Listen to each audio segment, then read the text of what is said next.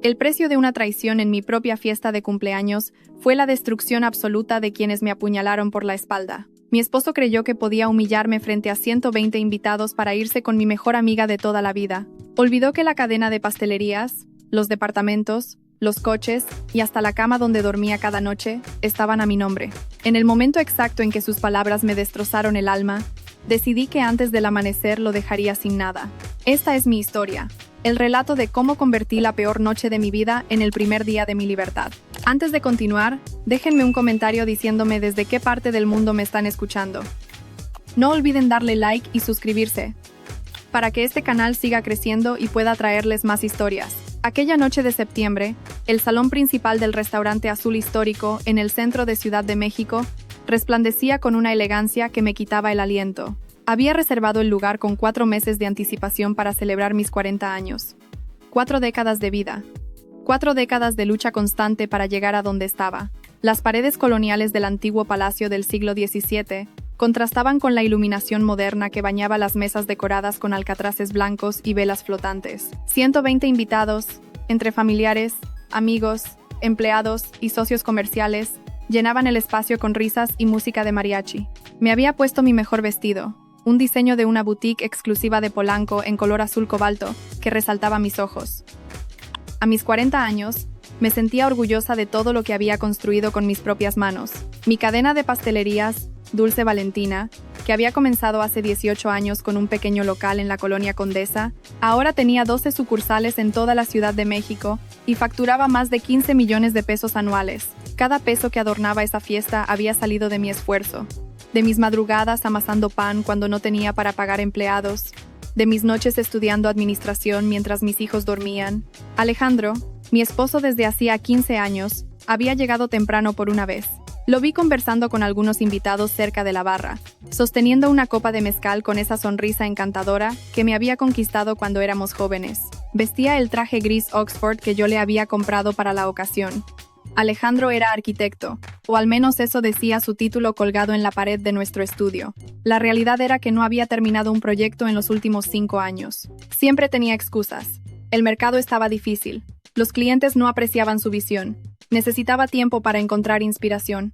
Mientras tanto, yo mantenía nuestra casa en Coyoacán, pagaba la escuela privada de nuestros 2 hijos, cubría los gastos de su madre que vivía con nosotros desde hacía 7 años y financiaba los caprichos de un hombre que había olvidado lo que significaba trabajar. Mi suegra, doña Carmen, estaba sentada en una mesa cerca del escenario, criticando en voz baja la decoración. La escuché decirle a mi cuñada que los alcatraces eran flores de funeral y que yo no tenía ningún gusto. Siempre había sido así. Durante 15 años soporté sus comentarios venenosos porque amaba a Alejandro y creía que el matrimonio significaba aceptar todo el paquete. Pero esa noche algo se sentía diferente. Había una tensión en el aire que no podía identificar. Entonces la vi entrar. Mónica. Mi mejor amiga desde la preparatoria. La mujer que había sido mi dama de honor. La madrina de mi hijo menor. La persona a quien le contaba todos mis secretos. Llevaba un vestido rojo que parecía pintado sobre su cuerpo, demasiado provocativo para una fiesta de cumpleaños. Su maquillaje era excesivo, sus tacones demasiado altos, pero no fue su apariencia lo que me heló la sangre. Fue la manera en que sus ojos buscaron inmediatamente a Alejandro entre la multitud. Fue como él le devolvió la mirada con una sonrisa que yo no había visto en años. Fue el roce casi imperceptible de sus manos cuando ella pasó junto a él camino a su mesa. Mi corazón comenzó a latir con fuerza. Me dije a mí misma que estaba imaginando cosas, que los 40 años me estaban volviendo paranoica. Mónica era mi amiga. Alejandro era mi esposo. Había límites que la gente decente no cruzaba. La cena transcurrió con aparente normalidad. Los meseros sirvieron los platillos que yo misma había seleccionado del menú. Una entrada de tostadas de atún con aguacate, seguida de un filete de res en salsa de chile pasilla. El pastel, por supuesto, venía de mi pastelería insignia, un espectacular diseño de 5 pisos decorado con flores de azúcar. Cuando llegó el momento de los brindis, mi hermana Elena tomó el micrófono primero. Habló de nuestra infancia en Veracruz, de cómo yo siempre había sido la soñadora de la familia, la que se atrevía a perseguir lo imposible. Sus palabras me hicieron llorar de emoción. Luego le tocó el turno a Alejandro. Se levantó de su asiento con la copa en la mano. El salón quedó en silencio, esperando las palabras románticas del esposo devoto. Yo sonreí, anticipando una declaración de amor que borraría todas mis dudas de las últimas horas. Lo que sucedió después quedó grabado en mi memoria como hierro candente. Alejandro carraspeó y dijo que tenía un anuncio importante que hacer. Explicó que había pensado mucho en cómo decir esto, y que había decidido que era mejor ser honesto de una vez. Mi sonrisa comenzó a desvanecerse. Continuó diciendo que después de 15 años de matrimonio, había llegado a la conclusión de que ya no me amaba. Afirmó que probablemente nunca me había amado realmente, que se había casado conmigo porque yo representaba seguridad económica, no pasión. El murmullo recorrió el salón como una ola. Sentí que las piernas me temblaban, pero Alejandro no había terminado. Agregó que había encontrado a su verdadera alma gemela, a la mujer que lo hacía sentir vivo. Entonces extendió su mano hacia la mesa donde estaba Mónica y la invitó a pararse junto a él. Mónica se levantó con una sonrisa triunfante. Caminó hasta donde estaba mi esposo y entrelazó sus dedos con los de él frente a 120 personas que contenían la respiración. Alejandro declaró que esa noche, en mi cumpleaños número 40, quería anunciar que pedía el divorcio y que comenzaría una nueva vida con Mónica. Dijo que esperaba que yo pudiera entenderlo algún día y que no les guardara rencor. El silencio era ensordecedor. Podía escuchar mi propio corazón rompiéndose en 1000 pedazos. Mi suegra fue la primera en romper el silencio. Se levantó de su silla aplaudiendo y exclamó que ya era hora de que su hijo encontrara a una mujer de verdad. Gritó que yo siempre había sido demasiado fría, demasiado obsesionada con el trabajo, demasiado poca cosa para su Alejandro. Mónica soltó una risita y me miró directamente a los ojos. Me dijo con voz melosa que esperaba que pudiéramos seguir siendo amigas, que ella no había planeado enamorarse de mi esposo. Simplemente había sucedido. Las lágrimas rodaban por mis mejillas sin control. Miré a mi alrededor buscando apoyo, pero solo encontré rostros horrorizados, bocas abiertas, ojos que no sabían dónde posarse. Mi hermana Elena intentó levantarse para venir hacia mí, pero su esposo la detuvo, probablemente sin saber qué hacer en una situación tan surrealista. Mis hijos, Dios mío, mis hijos estaban ahí. Sofía de 14 años y Mateo de 11 miraban la escena con expresiones de confusión y horror. Ver sus caritas destrozadas fue lo que finalmente me hizo reaccionar. Algo dentro de mí se quebró en ese momento. Pero no fue mi espíritu. Fue la cadena invisible que me había mantenido atada a un hombre que nunca me mereció, a una amistad que siempre había sido una mentira, a una suegra que me había despreciado desde el primer día. Me limpié las lágrimas con el dorso de la mano. Respiré profundamente 3 veces. Y cuando hablé, mi voz salió sorprendentemente firme y clara. Les dije que les agradecía su honestidad. Les deseé toda la felicidad del mundo juntos. Y agregué que esperaba que la disfrutaran mientras pudieran. Alejandro frunció el ceño, claramente desconcertado por mi reacción calmada. Probablemente esperaba gritos, súplicas, una escena dramática que lo hiciera sentir importante. Me di la vuelta y caminé hacia la salida con la cabeza en alto. A medio camino, me detuve junto a la mesa donde estaban mis hijos. Les susurré que mamá los amaba más que a nada en el mundo, y que todo iba a estar bien. Sofía asintió con lágrimas en los ojos, mi niña valiente, que entendía más de lo que debería a su edad. Salí del restaurante hacia la noche fresca de septiembre. El zócalo brillaba a unas cuadras de distancia, ajeno al drama que acababa de destrozar mi vida.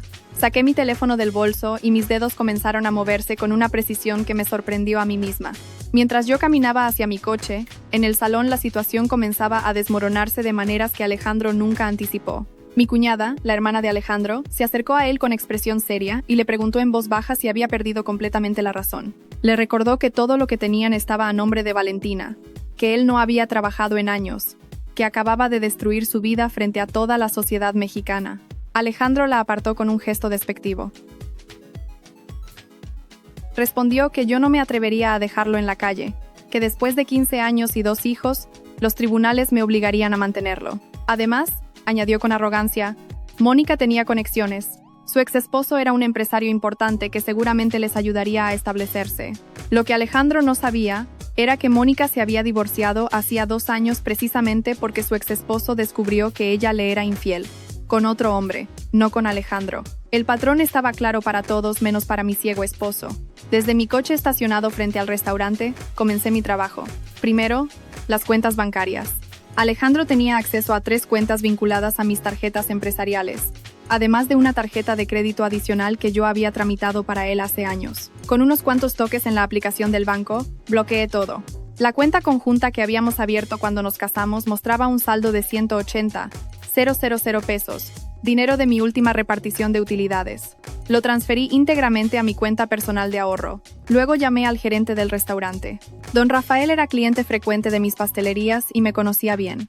Le expliqué con voz tranquila que cualquier consumo adicional a partir de ese momento en mi evento no sería cubierto por mi tarjeta. Le pedí que informara discretamente a los meseros. Don Rafael, con la profesionalidad de quien ha visto de todo en décadas de servicio, me aseguró que se encargaría personalmente. Mientras yo ejecutaba mi plan desde el coche, en el salón Alejandro había pedido 3 botellas de champán francés para brindar por su nueva vida. Cuando el mesero le presentó la nota para su aprobación, mi esposo sacó con gesto teatral la tarjeta platino que yo le había dado. Rechazada. Alejandro insistió en que debía haber un error con la terminal. Sacó otra tarjeta. Rechazada. El sudor comenzó a perlar su frente mientras los invitados murmuraban. Mónica lo miraba con una expresión que comenzaba a transformarse de adoración a preocupación. Don Rafael apareció entonces con su mejor sonrisa profesional y le informó a mi esposo que la titular de la cuenta había cancelado la autorización de cargos y que lamentablemente debían solicitar otra forma de pago o concluir el evento. Mi suegra estalló en un ataque de furia. Gritó que esto era una humillación, que iban a demandar al restaurante, que ella conocía gente importante. Su escándalo atrajo la atención de todos los presentes, incluyendo varios periodistas de sociales que habían asistido al evento. Mónica le preguntó a Alejandro en voz baja qué estaba pasando, por qué no podía pagar algo tan simple. Alejandro intentó llamarme. El teléfono sonó una vez antes de que la llamada se cortara. Volvió a intentar. Número bloqueado. Los invitados comenzaron a retirarse, algunos con expresiones de pena genuina hacia mí, otros con sonrisas apenas disimuladas ante el espectáculo. Mi hermana Elena se acercó a Alejandro y le dijo directamente a la cara que era la peor basura que había conocido en su vida, que ojalá se pudriera en el infierno junto con la zorra que tenía del brazo. Las redes sociales ya comenzaban a encenderse. Alguien había grabado todo el discurso de Alejandro y lo había subido a internet con el título «Esposo infiel humilla a su mujer en su cumpleaños 40 para irse con la mejor amiga». A la mañana siguiente, desperté en la habitación de un hotel boutique en la Roma Norte. No había querido volver a casa esa noche. Necesitaba espacio para pensar, para planear. Mi teléfono no dejaba de vibrar con notificaciones. El video se había viralizado durante la madrugada. Ya tenía más de 500,000 reproducciones, y los comentarios eran despiadados hacia Alejandro y Mónica. La gente exigía justicia, compartía sus propias historias de traición. Me enviaban mensajes de apoyo de todas partes de México y Latinoamérica. Pero yo apenas había comenzado. Llamé a mi abogada, la licenciada Fernanda Ríos, especialista en derecho familiar con fama de ser implacable. Le expliqué la situación y ella me citó en su oficina a las 10 de la mañana. Cuando llegué, Fernanda ya había revisado nuestro expediente matrimonial. Me recordó con una sonrisa que 15 años atrás, por insistencia de mi padre que en paz descanse, habíamos firmado un acuerdo prenupcial. Un documento que Alejandro apenas había leído porque estaba más interesado en planear la luna de miel en Cancún. Según ese acuerdo, todos los bienes que yo hubiera adquirido con mi trabajo personal me pertenecían exclusivamente. La casa de Coyoacán, comprada con las ganancias de mis pastelerías, era mía. Los 3 departamentos que rentaba en La Condesa, míos. Los 2 coches, míos. Las acciones de Dulce Valentina, obviamente mías. Alejandro, durante 15 años de matrimonio, no había aportado prácticamente nada más allá de su presencia decorativa y ocasionales quejas sobre mi falta de atención hacia él. Fernanda preparó los papeles de divorcio esa misma mañana. Mientras tanto, Alejandro, su madre y Mónica habían pasado una noche horrible. Sin dinero para un hotel decente, terminaron en un motel de paso en la carretera a Cuernavaca. 3 adultos compartiendo una habitación que olía a humedad y desinfectante barato. Esa tarde, mientras ellos intentaban encontrar la manera de regresar a la ciudad, yo había contratado una empresa de mudanzas profesional. Sus instrucciones eran claras: empacar todas las pertenencias de Alejandro y su madre y dejarlas empacadas en el garaje. También contraté un cerrajero para cambiar todas las cerraduras y reprogramar el sistema de alarma. Mis hijos estaban con mi hermana Elena. Les había explicado con todo el amor del mundo que mamá y papá iban a separarse, pero que eso no cambiaba cuánto los amábamos. Sofía, mi niña madura, me abrazó y me dijo que ella ya sabía que algo andaba mal, que había visto a papá enviándole mensajes extraños a la tía Mónica hace meses. Mi corazón se rompió un poco más al darme cuenta de que mi hija había cargado con ese secreto para protegerme. Cuando Alejandro finalmente llegó a la casa en un taxi que Mónica pagó con su tarjeta de crédito casi al límite, Se encontró con una montaña de cajas en el garaje y una puerta que no respondía a ninguna de sus llaves. Mi suegra comenzó a golpear la puerta gritando mi nombre y amenazando con llamar a la policía.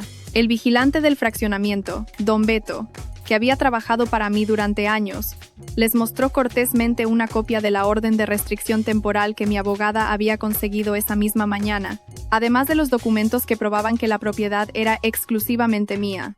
Alejandro intentó razonar, luego amenazar, finalmente suplicar. Nada funcionó. Las cámaras de seguridad de los vecinos grabaron todo el espectáculo. Para la noche, el video de Alejandro llorando frente a la puerta de lo que había sido su casa ya circulaba en las redes sociales, añadiendo más leña al fuego de su humillación pública. Esa noche, los tres terminaron en casa de una prima lejana de mi suegra en Ecatepec, un departamento diminuto de 2 recámaras donde ahora debían acomodarse 5 personas. Mónica, que había imaginado mudarse a la elegante casa de Coyoacán como la nueva señora, ahora compartía un sofá-cama con el hombre por quien había destruido una amistad de 25 años. Pero lo peor para Alejandro estaba por venir. 3 días después del escándalo, recibió una llamada de su único cliente activo, un desarrollador inmobiliario que le había encargado el diseño de unas casas en Valle de Bravo. El desarrollador, con voz gélida, le informó que debido a la controversia viral, que estaba dañando la imagen de su empresa, prescindían de sus servicios de manera inmediata. Agregó que ningún cliente querría asociarse con el hombre más odiado de Internet mexicano. Alejandro quedó devastado.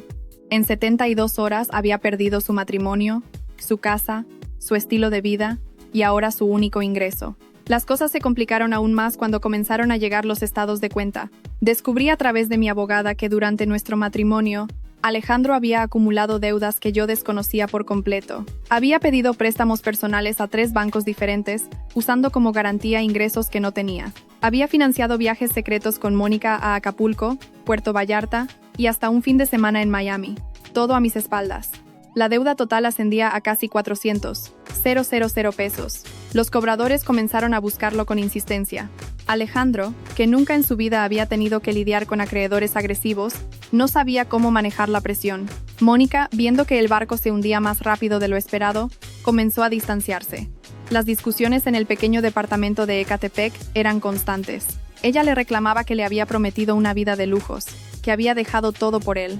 Él le gritaba que todo era mi culpa, que yo era una bruja vengativa que no podía aceptar perder. Mi suegra, fiel a su naturaleza, culpaba a todos menos a su precioso hijo. Una semana después del escándalo, recibí una visita inesperada en mi pastelería principal de la Condesa. Mónica entró con aspecto demacrado, el maquillaje corrido, ojeras profundas que delataban noches sin dormir. La empleada de mostrador me avisó con evidente incomodidad. Decidí recibirla. Quería ver con mis propios ojos la caída de la mujer que había pretendido ser mi amiga mientras se acostaba con mi esposo. Mónica se sentó frente a mí en la pequeña oficina detrás de la cocina.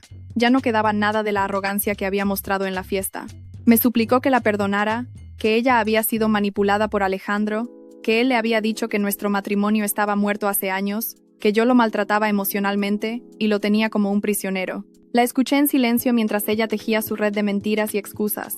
La misma Mónica que siempre había sido experta en manipular situaciones a su favor. Cuando terminó su discurso, le hice una sola pregunta. Le pregunté si realmente pensaba que yo era tan estúpida después de conocerla durante 25 años. Mónica palideció. Le expliqué que sabía perfectamente que ella había iniciado todo, que había encontrado los mensajes donde ella le escribía a Alejandro primero, donde ella lo seducía con promesas, donde ella investigaba cuánto valían mis propiedades antes de decidir que valía la pena el riesgo. Le dije que mi abogada tenía copias de todo, incluyendo los recibos del hotel donde se encontraban cada jueves por la tarde, mientras yo creía que él estaba en juntas con clientes. Mónica comenzó a temblar. Me preguntó qué iba a hacer con esa información. Le respondí que nada. Por ahora. Le expliqué que ella ya estaba viviendo las consecuencias de sus decisiones. Alejandro no tenía ni para invitarla a un café con leche. Su reputación estaba destrozada. Su exesposo, el empresario, se había enterado de la historia viral y ahora amenazaba con quitarle la custodia compartida de sus hijos, argumentando inestabilidad moral. Le pedí que se marchara de mi pastelería y que nunca más intentara contactarme. Le advertí que si volvía a acercarse a mí o a mis hijos, las pruebas que tenía llegarían directamente al abogado de su exesposo. Mónica se fue llorando, derrotada. Mientras tanto, la situación de Alejandro seguía deteriorándose. Los acreedores se volvieron más agresivos. Las llamadas eran constantes. las amenazas de embargo cada vez más reales. Alejandro, desesperado, cometió el error de intentar contactar a mi familia. Llamó a mi madre en Veracruz, suplicando que intercediera por él. Mi madre, una mujer de 68 años que nunca había aprobado realmente a Alejandro, le respondió con la calma característica de las mujeres jarochas que han visto de todo en la vida.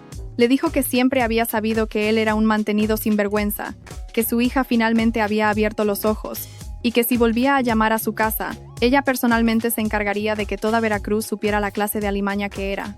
Alejandro colgó temblando. 2 meses después llegó el día de la audiencia de divorcio. El juzgado familiar estaba inusualmente concurrido. El caso había atraído atención mediática debido al escándalo viral que seguía generando conversación en redes sociales. Algunos periodistas esperaban afuera, ansiosos por capturar imágenes de los protagonistas del drama. Entré en la sala con mi equipo legal, vestida con un elegante traje sastre color vino, que proyectaba la seguridad que sentía. Los últimos 2 meses los había dedicado a reconstruir mi vida, a fortalecer mis negocios, a reconectar con mis hijos y a sanar las heridas que Alejandro había dejado. Mis pastelerías habían experimentado un aumento del 40% en ventas después del escándalo. La gente quería apoyar a la mujer traicionada, comprar en el negocio de la empresaria humillada que se había levantado con dignidad. La ironía no se me escapaba. Alejandro llegó minutos después. Su aspecto era deplorable. Había perdido peso. Su ropa estaba arrugada. El traje que vestía era prestado y le quedaba grande. Lo acompañaba un abogado de oficio, ya que no podía pagar uno privado. Mi suegra no asistió. Había regresado a su pueblo natal en Michoacán, incapaz de soportar la vergüenza de lo que su hijo había causado. Su hermana menor la había recibido a regañadientes, recordándole cada día que ella siempre había predicho que Alejandro terminaría mal. Sin embargo, doña Carmen había enviado una declaración escrita que el abogado de Alejandro presentó como prueba. En ella, me culpaba de todo. Afirmaba que yo había sido una esposa controladora, fría y obsesionada con el dinero, que había utilizado mi éxito económico para castrar a su hijo, para hacerlo sentir menos hombre, que Alejandro era la verdadera víctima en todo esto. Pero entonces, mi abogada presentó nuestras pruebas. Mensajes de texto donde mi suegra le pedía a Alejandro que me sacara más dinero para sus caprichos. Correos electrónicos donde ella animaba la relación con Mónica, describiendo a mi entonces amiga como una mujer que sí sabía cómo tratar a un hombre. Grabaciones de audio donde ella se burlaba de mí a mis espaldas, llamándome india alzada y naca con dinero. El juez escuchó todo con expresión impasible. Alejandro intentó defenderse con un discurso que había ensayado. Dijo que yo había exagerado la situación, que él simplemente se había enamorado de otra persona, que merecía una segunda oportunidad. Pidió una pensión alimenticia argumentando que había sacrificado su carrera profesional para apoyar mis negocios. Mi abogada demolió cada uno de sus argumentos con precisión quirúrgica. Presentó pruebas de que Alejandro no había completado un solo proyecto arquitectónico en 5 años. Mostró los registros bancarios donde él había desviado dinero de nuestras cuentas para financiar su aventura con Mónica. Reveló las deudas ocultas que había acumulado a mis espaldas. Presentó testimonios de empleados que lo habían visto reunirse con Mónica en hoteles durante horario laboral, mientras yo trabajaba hasta las 10 de la noche para mantener a la familia. El veredicto fue contundente. Divorcio concedido sin pensión compensatoria para Alejandro. Todos los bienes permanecían bajo mi propiedad exclusiva según el acuerdo prenupcial. La custodia de los niños sería compartida, pero con residencia principal conmigo. Además, Alejandro debía reembolsarme los fondos que había malversado durante el matrimonio, una suma que ascendía a más de 350,000 pesos. Cuando el juez leyó la sentencia, Alejandro se derrumbó en su silla. Las lágrimas corrían por su rostro, mientras la realidad lo golpeaba como un tren de carga. No solo había perdido todo, sino que ahora tenía una deuda legal conmigo que probablemente nunca podría pagar. Al salir del juzgado, nuestros caminos se cruzaron en el pasillo. Alejandro me tomó del brazo con ojos desesperados. Me suplicó que lo perdonara. Dijo que había cometido el peor error de su vida, que me amaba, que Mónica no significaba nada para él, que haría cualquier cosa por volver a casa. Lo miré directamente a los ojos. Por un momento recordé al hombre encantador del que me había enamorado hace 15 años. El arquitecto soñador que me prometía construir la casa de nuestros sueños. Pero ese hombre había sido siempre una ilusión, una máscara que ocultaba al parásito que realmente era. Le respondí con voz tranquila que el amor que yo había sentido murió aquella noche en el restaurante. Le dije que cuando él y su madre y su amante se burlaban de mí frente a mis propios hijos, estaban firmando su propia sentencia. Le expliqué que ahora tendría que aprender a vivir con las consecuencias de sus decisiones, exactamente como yo había tenido que aprender a vivir con el dolor de su traición. Me solté de su agarre y caminé hacia la salida donde me esperaban mis hijos y mi hermana. Antes de subir al coche, me giré una última vez. Alejandro seguía de pie en la entrada del juzgado con aspecto de náufrago. Le agradecí la humillación de aquella noche de cumpleaños, porque esa noche me despertó de un sueño de 15 años. Si él no me hubiera tratado de esa manera, probablemente seguiría siendo la esposa ciega que mantenía a un hombre que la despreciaba. Ahora era libre. Sofía me apretó la mano y me dijo que estaba orgullosa de mí.